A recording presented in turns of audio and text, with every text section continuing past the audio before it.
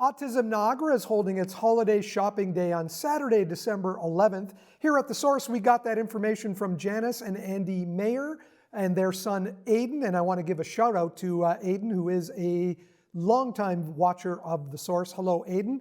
With 25 kids on the waiting list from last year, help is needed in the way of donations for next month's event. Here to tell us more is organizer Stephanie Reed. Stephanie, more than 100 kids participated last year. That's right.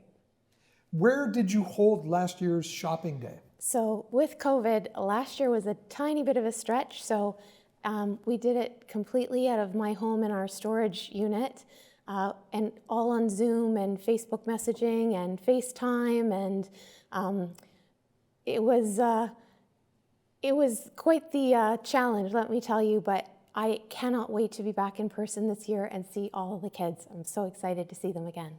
This year you're holding it at a church in Thorold?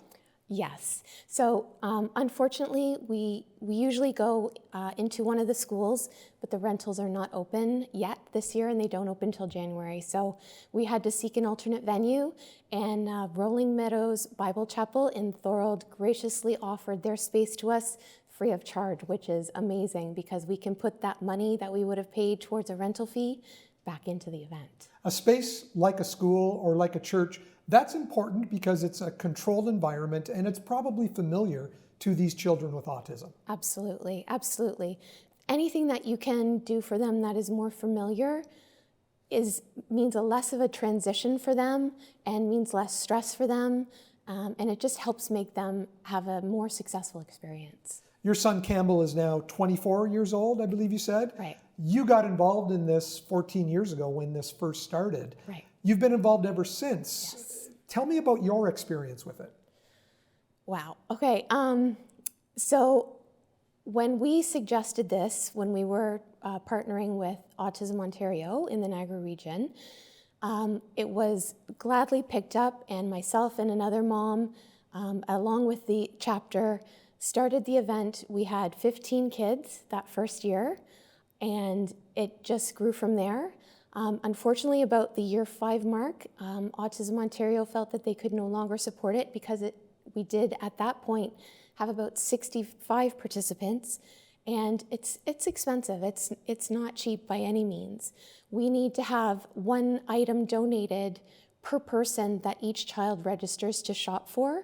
So if we have 100 kids on the list and each of them are shopping for 5 people, that's 500 things that we need to have donated.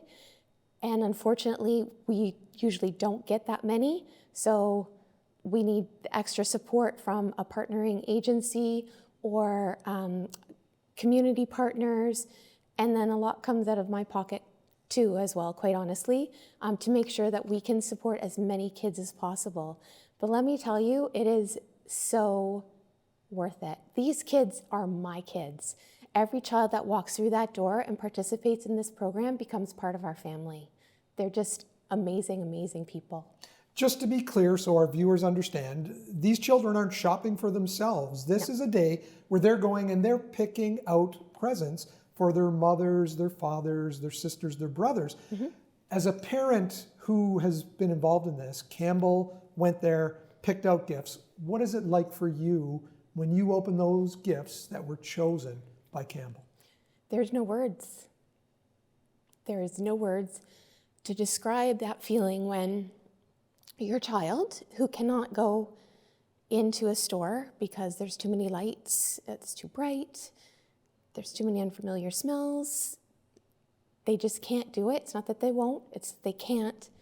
And for them to be able to go into any place and be able to pick something and give it to you on Christmas morning and say, "Mommy, I picked this just for you. I thought you would really like it."